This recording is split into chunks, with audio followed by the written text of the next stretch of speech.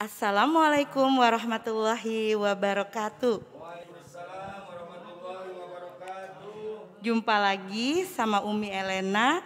Hari ini Umi ingin berkisah tentang seorang perempuan pada zaman Rasulullah Shallallahu Alaihi Wasallam. Beliau rajin beribadah, taat kepada suami, dan beliau adalah orang yang baik.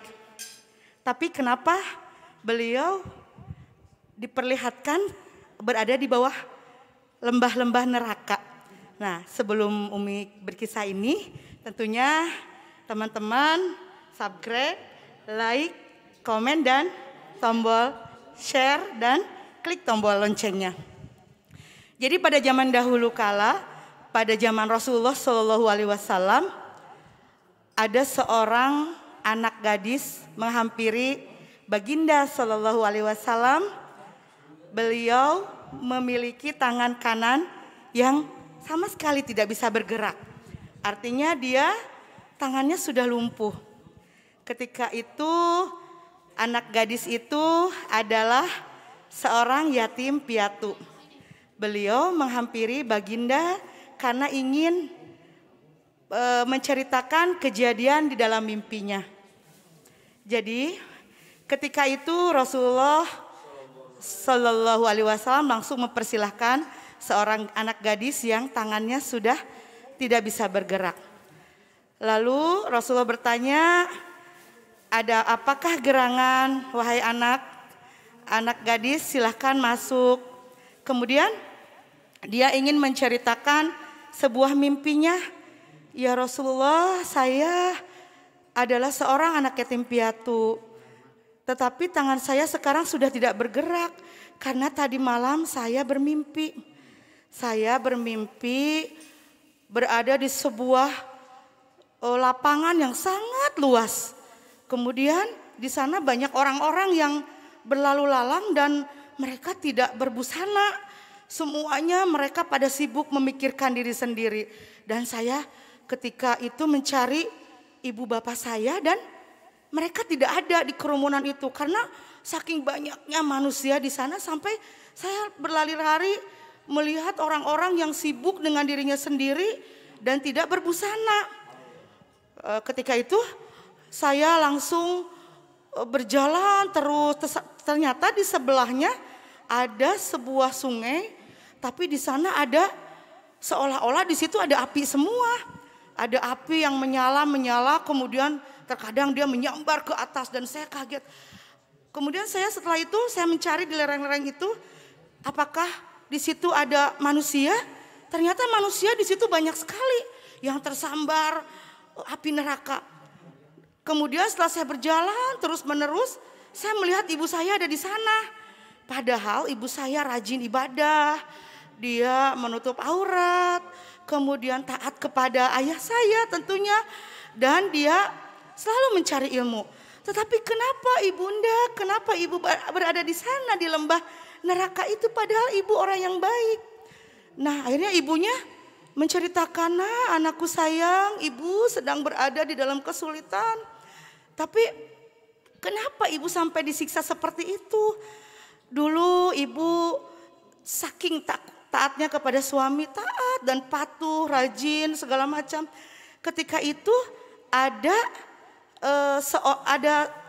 hewan kucing memakan ikan yang disediakan untuk ayahmu.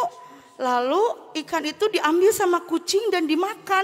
Saya marah, terus saya pukul kucing itu sampai kucingnya itu mati.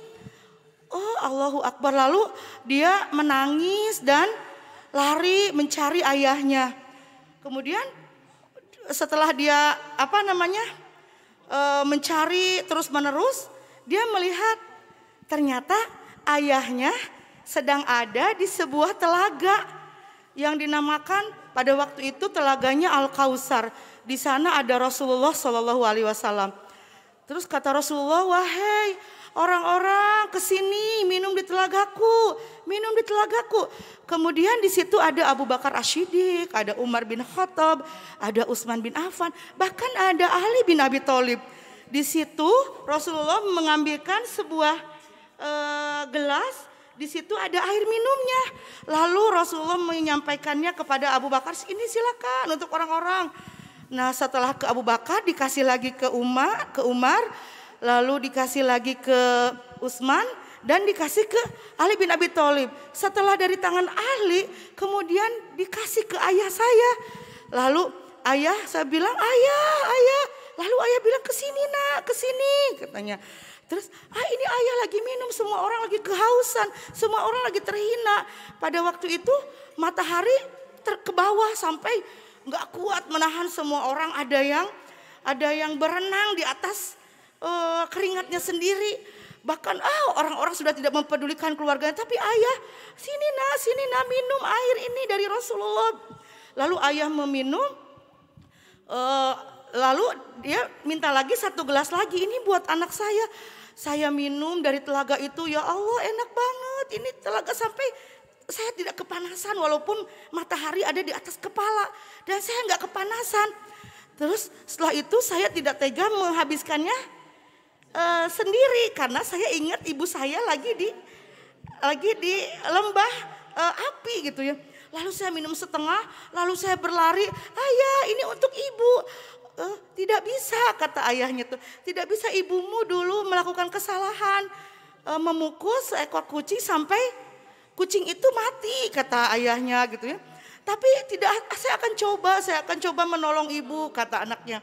Lalu anaknya menghampiri ibunya, ibu saya berikan air minum, di sana ayah lagi bahagia bersama Rasulullah, bersama para sahabat. Mereka sedang minum dari telaga yang namanya Telaga Al-Kautsar. Padahal orang-orang sedang terhina di sana mempertanggungjawabkan apa yang mereka kerjakan.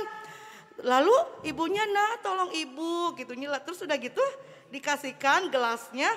Lalu gelasnya tumpah dan airnya tumpah. Dan tangan saya sudah tidak bisa bergerak lagi ketika saya terbangun. Seperti itu.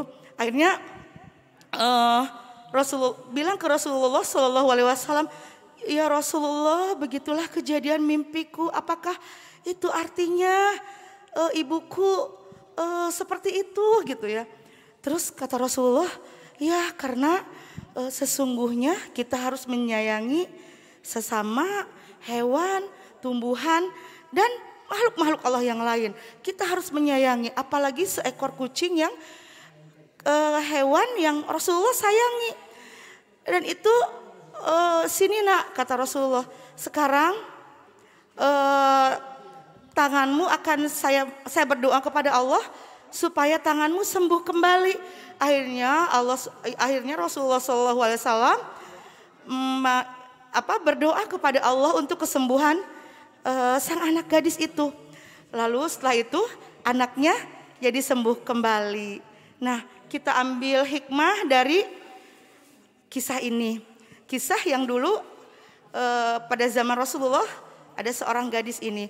Jadi hikmahnya kita sebagai makhluk Allah harus menyayangi kepada sesama, kepada manusia, hewan, pepohonan, bahkan semua makhluk-makhluk kecil pun mereka punya hak untuk hidup. Tidak boleh disakiti, tidak boleh dianiaya, bahkan dibunuh sampai hewan itu mati, seperti itu. Kemudian yang kedua hikmahnya, berarti kita jangan bangga dengan ibadah kita. Jangan bangga dengan kebaikan yang kita lakukan di dunia ini. Karena belum tentu kebaikan-kebaikan ini apabila dibarengi dengan riya, kita nanti tidak selamat juga. Bahkan kita akan menjadi terhina di hadapan Allah ketika orang-orang pada waktu hari pembalasan ada yang terhina sehina-hinanya di hadapan Allah. Kemudian yang ketiga hikmahnya, jadi setiap pekerjaan yang kita lakukan diniatkan harus karena Allah. Harus karena Allah, mencari ridho Allah. Karena ketika Allah ridho maka kita akan selamat. Jangan sampai kita berbangga-bangga dengan apa yang sudah kita kerjakan terhadap Allah. Tapi kita bisa berbuat juhud, kita bisa menyayangi sesama. Kita harus ingat bahwa hari pembalasan itu ada, bahwa akhirat itu ada, bahwa suatu hari keindahan seorang muslim itu juga ada. Bahkan orang-orang yang Allah ridhoi, orang-orang yang Allah akan selamatkan, mereka akan berada di tempat tertinggi. Mungkin sekarang kita belum terjadi gitu ya. Tapi ketika kita sudah diangkat sama Allah di tempat yang tertinggi terbaik, menjadi bidadari surga, bahkan bidadari surga yang aslinya itu akan iri terhadap bidadari surga dunia. Karena bidadari surga itu, mereka yang sedang ada di surga, mereka hanya berada di kemah-kemah. Sementara bidadari surga yang dari dunia yang berjuang, melatih hatinya, melatih dirinya, mereka akan diberikan istana-istana bersama Rasulullah Sallallahu Alaihi Wasallam. Mudah-mudahan kita semua menjadi hamba-hamba Allah yang Allah sayangi, yang Allah cintai, yang Allah ridhoi, dan yang penting yang Allah selamatkan di dunia dan akhirat. Amin ya Allah ya Rabbal Alamin. Mungkin itu saja yang Umi sampaikan. Semoga bermanfaat.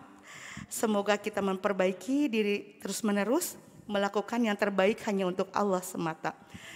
Alhamdulillah rabbil alamin. Subhanakallahumma wa bihamdika asyhadu an la ilaha illa anta astaghfiruka wa atubu ilaihi. Wassalamualaikum warahmatullahi wabarakatuh.